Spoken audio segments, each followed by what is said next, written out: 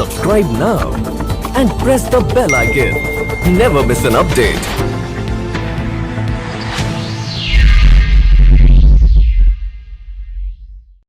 नमस्कार, मेरा नाम निशी है। मैं SPYM सेंटर दिल्ली गेट में काउंसलर हूँ। SPYM सेंटर उन लोगों के लिए काम करता है जो बच्चे 18 साल से कम उम्र के नशा करते हैं। नशे की यदि बात की जाए तो नशे का आज के समय में तनाव का कारण हो गया या फिर किसी के फ्रेंड्स उनको मोटिवेट करते हैं नशे के लिए। काफ़ी बार रिलेशनशिप का भी कारण होता है। बढ़ती उम्र के बच्चों में यह कारण आम पाया जाता है। स्पेशली क्या है, जो बच्चे अकेलापन महसूस करते हैं या उनको बहुत ज़्यादा परेशानी हो रही है अपना जीवन जीने में, तो उनको एक ज़रिया मिल जाता है उस तनाव को कम करने के लिए। उनको नहीं पता कि वो क्या कर रहे हैं, ये इनका भविष्य इतना खतरे में जा सकता है। इन सब कारणों से दूर रहकर वो नशा करना स्टार्ट करते हैं। SPYM सेंटर जो कि दिल्ली गेट में है, ये स्पेशली सेंटर लड़कों के लिए है। स्पेशली यहाँ पे जो बच्चे आते हैं 18 साल से कम उम्र के, वो स्लम एरियाज़ में या फिर स्ट्रीट रोड पे या फिर किसी होम से, इस तरीके के बच्चे यहाँ पे डायरेक्ट CWC के थ्रू आते हैं। बिना CWC की परमिशन के यहाँ पे बच्चे एडमिशन नहीं ले सकते। फैमिली में यदि कोई किसी बच्चे को, किसी लड़के को यहाँ पे एडमिट करवाना चाहती हैं तो उसके लिए भी उनको CWC से ऑर्डर लेके आना होता है। उसके अकॉर्डिंग बच्चे को यहाँ पे 90 डेज़ का ट्रीटमेंट दिया जाता है। ट्रीटमेंट 90 डेज़ या फिर 90 डेज़ से थोड़ा बहुत ऊपर हो सकता है। इस ट्रीटमेंट में बच्चे को हर तरीके की महत्वपूर्ण सुविधाएं उपलब्ध करवाई जाती हैं कि क्या उनसे गलती हुई है, क्या उनका जीवन पहले था नशा लेते हुए, क्या उनका जीवन अब है सुधार करते हुए। ये सारी चीज़ों से बच्चों को रूबरू करवाया जाता है, क्योंकि बाहर भी नशा लेने का एक मुख्य कारण है दूसरे दोस्तों के बहकावे में आना। यदि बहकावे में आकर बच्चा नशा ले रहा है तो उस चीज़ को उनसे दूर करना कि अगर बच्चा हमारे पास है तो उसको एक अच्छा जीवन व्यतीत करने के लिए मोटिवेट करना, क्योंकि ये बढ़ती उम्र के बच्चे हैं। बढ़ती उम्र के बच्चे बहकावे में आना एक आम बात है। यदि कोई बच्चा है वो किसी भी कारण से नशा लेता हो, वो छोड़ना चाहता है, परिवार साथ दे रहे हैं, लेकिन समाज के डर से, समाज क्या कहेगा क्या नहीं कहेगा, इस कारण से आस पड़ोस में बताने से, या फिर कुछ परिवारों का ये होता है कि फाइनेंशियल इतना सपोर्ट नहीं होता कि वो प्राइवेट डी एडिक्शन सेंटर यानी कि नशा मुक्ति केंद्र में भेज सके। तो SPYM सेंटर जो कि दिल्ली गेट में अपना ऐसा महत्वपूर्ण योगदान दे रहा है जहाँ पे किसी भी तरीके का कोई भी चार्जेस नहीं लिया जाता। आप डायरेक्ट अपने बच्चे को जो भी आपके एरिया का CWC उपलब्ध है वहाँ पे ले जाकर एडमिशन के लिए बोलकर उनको डायरेक्ट CWC से रेफरल करके दिल्ली गेट SPYM सेंटर में एडमिट करवा सकते हैं। तो आज हम यहाँ पे उपलब्ध जितने भी बच्चे, उनमें से कुछ बच्चों के साथ डायरेक्ट बात करने की कोशिश करते हैं। कैसे उनका जीवन बाहर था, क्यों वो नशा ले रहे थे, क्या कारण था उनका नशा लेने का, किस तरीके से उनका जीवन बाहर व्यतीत हो रहा था, यहाँ पे आने के बाद उन बच्चों में क्या बदलाव हुआ, क्या क्या उनको सुविधाएं उपलब्ध हुई, यहाँ पे उनको कैसा लग रहा है, उनकी कहानी उनकी जुबानी सुनते हैं। मैं 10 साल से आश्रम में रह रहा हूँ। 2015 में मेरे पापा की डेथ हो गई थी, तो वहाँ के जो आसपास मेरे पापा के पड़ोस के दोस्त थे, उन्होंने आश्रम में डलवा दिया था 2015 में, इसी मुक्ति आश्रम में। 2023 की बात है, अगस्त में मेरे को बोर्डिंग पढ़ने के लिए भेज दिया था उत्तराखंड में। उस स्कूल का नाम था बोर्डिंग का श्री सत्य साई स्कूल। 1-2 दिन तक तो बहुत रोया बोया था, तो धीरे धीरे मन तो नहीं लगा था। फिर है ना, एक दिन में सो रहा था आधी रात को, तो मेरे दोस्त हैं वहीं के, प्रकाश ये सब, वो है ना, मैं रात को नींद खुल गई थी मेरी, तो मैंने देखा वो सब गायब है। फिर मेरे को पता चल, फिर आगे रात को पता लगा वो रात की खिड़की तोड़ के रखी थी, ऐसी तोड़ के रखी थी कि उसको निकाल दे और रख दे। मतलब उन्होंने पहले से, बहुत पहले से करते थे। एक दिन मैं, आयुष, प्रकाश और आकाश चले गए थे आधी रात को, तो हम है ना पूरा घूम रहे थे आधी रात को, उत्तराखंड और ऋषिकेश घूम रहे थे गंगा किनारे। तो है ना, प्रकाश है ना बीड़ी पीने लग गया था, पता नहीं कहाँ से फिर है ना वो खरीदा था, क्योंकि है ना उसके पास वो छुट्टी जाते थे ना, तो पैसे लेके आते थे अपने पास रखते थे। तो है ना वो, तो क्या कहते हैं, पहली बारी में तो मैंने मना तो नहीं करा था, लेकिन मैंने बोला था पीऊँगा यार, मैं नहीं पी रहा, बस इतना बोला था। फिर अगले दिन जब दूसरे दिन बाद हम दोबारा भागे ना, तो फिर क्या कहते हैं, मेरी गलती थी, मैंने खुद ही उससे ले लिया था कि देखा आप पीते, तो खांसी आई थी। फिर मैंने उससे नहीं ली, फिर मैंने बोला बहुत ख़राब। फिर है ना मैंने 5-6 दिन तक नहीं पी। फिर ये हाँ, वो क्या कहते हैं, 16-17 अगस्त की बात है, फिर तब से मेरे को फिर अच्छी लगने लग गई, फिर मैं पीने लग गया। फिर मैं 25 सितंबर को वहाँ से भाग गया और वहीं अपने होम आ गया था। फिर होम वालों ने मेरे को डांटा वाटा, बोल तेरे पे इतने पैसे लगाए, तेरे को इतने भरोसा करके पढ़ने के लिए भेजा था और तू भाग के आ गया। 15 दिन रहा था मैं अपने होम में ही। फिर उन होम वालों ने मेरे को एक बुढ़ारी उधर मेरे को वहाँ पर डाल दिया था, नथुपुरा बुढ़ारी में। वो एक चाइल्ड लेबर का वो है होम। मैं उसी दिन जैसे ही गया, उसी आधी रात को मैं भाग गया था, वापस अपने होम आ गया भाग कर।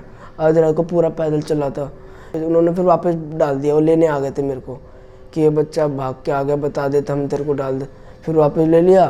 फिर दिवाली का दिन था, दिवाली के दिन खाली कुछ नहीं मिला, कुछ मिठाई हम अंदर बनते, मैं रामदेव प्लानिंग बना ली थी। फिर हम दोनों भाग गए। फिर भाग तो गए थे, लेकिन इस बार पकड़े गए थे। मैंने बीड़ी खरीद ली थी 10 रुपये की, मेरे पे 10 रुपये थे। फिर उन्होंने मेरे को पकड़ा, आधी रात को मारा वारा भी था कि भागा की। फिर है ना, फिर जब आए हूँ मैं, फिर मेरी सर्चिंग करने लगे, मेरी चेकिंग वैकिंग। फिर तो बीड़ी का बंडल निकला। फिर बोले ये तो नशेड़ी एकदम।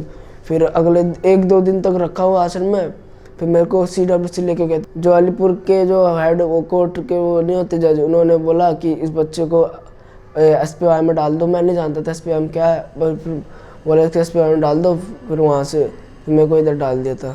जैसे मैं बोर्डिंग चला गया था ना अपने होम को छोड़ के, अब होम में 10 साल से रह रहा हूँ, वो तो लगाव तो उसी से मैं रास्ता भटक गया। जब मैं भाग के आ गया तब से ही मैं इधर से उधर हो गया। वो पढ़ाई रुकी पड़ी है 9th क्लास की। जब मैं इस SPY में दिल्ली गेट में आया था तो तब थोड़ा तो घबराया हुआ था कि मैं कहाँ आ गया। फिर थोड़ा डर लग रहा था। एक दिन तो नींद नहीं आई थी रात को, टेंशन में रोया भी था, लेकिन अकेले रात को सोते रो रहा था। फिर धीरे धीरे दिन बीता, जैसे 1-2 हफ्ते होने लगे तो थोड़ा मन तो नहीं लगा, लेकिन सही लगने लग गया। फिर जैसे समय बीता, कुछ नई एक्टिविटी होती रहती है। यहाँ पे काउंसलिंग आते हैं, अपनी शेयरिंग करते हैं बातें की, तो मन हल्का भी होता है। तो फिर मेरे को धीरे अच्छा लगने लग गया। नए कुछ ना कुछ गेम्स खिलाते हैं ये सब। फिर आर्ट भी रेहान सर थे, वो ड्राइंग पेंटिंग करवाते थे। फिर मेरा अच्छी तरह यहाँ पर मन लग गया कि हाँ, फिर मेरा एकदम ऐसा लग गया कि अब सही मैं इस चीज़ में ध्यान दूंगा। धीरे धीरे मेरा मन लग गया फिर यहाँ पे रहने का। पेंटिंग स्केचिंग ये सब करने लग गया। और क्या कहते हैं, नई चीज़ें सीखने लग गया कि नशे से क्या होता है, क्या करो, किस तरह का असर पड़ेगा शरीर में, और लोगों से कैसे बात करनी होती है। हर चीज़ जो चीज़ होती है वो सीखा। ये मैंने बनाया था अपने बोर्डिंग में। और एक ये मैंने पेन से बनाया था, पेन से, ये वाला अपने दिमाग से पेन से बनाया था पूरा। और ये सब बनाया थोड़ा ख़राब कर दिया था मैंने गुस्से में। ये पेंसिल से मैंने ख़राब कर दिया था। ये मोदी बनाया था मैंने इसको। और ये आयरन मैन और ये बच्चा बनाए थे।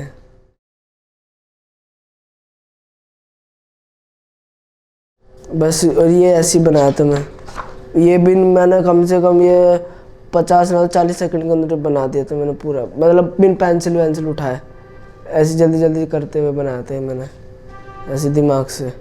थोड़ा गुस्सा आ गया था और ये टेंशन हो रही थी मैं कब जाऊंगा, ये इस टेंशन में मैं गुस्से में मैंने ख़राब कर दिया था ये। जब मैं उधर था तो एकदम सुस्त ना कुछ, एकदम पूरा बहुत ज़्यादा वीकनेस रहता था, मतलब आलस पूरा उजड़ा रहता, नशे कब बीड़ी। फिर यहाँ पे आया धीरे धीरे अब दिमाग पूरा खुला रहता है, मतलब कि इतना भी कभी किसी चीज़ की इतनी टेंशन नहीं रहती। कभी आ जाती है, जैसे मैंने बताया, कभी वैसे हर कुछ ना कुछ नई चीज़ यहाँ पे सीखने को मिल जाती है ना, तो मुँह पे खुशी रहती है हमेशा, अच्छा लगता है इधर। पहले जब मैं वहाँ पर था तो हर एक दिन मैं कुछ ना कुछ टेंशन में रहता था, कुछ अपना, कभी मैंने इधर अपना हाथ फाड़ दिया था, मुक्का मार दिया था उस टाइम में, उसी मुक्ति आश्रम में। कुछ ना कुछ अपने आप को नुकसान करता रहता था मैं वहाँ पर पूरा टेंशन में रहता है। इधर मैं अब इधर आके दिमाग शांत हुआ है कि मैं ये सब जब वहाँ पे था क्या अपना ज़िंदगी, अब यहाँ पे आके कुछ अपना आगे करने का कुछ सोचा है। यहाँ से निकलने के बाद सीधा पता नहीं मैं अपने भाई के पास जाना था, क्योंकि मेरा भाई रेहान सर की तरह आर्ट करता है।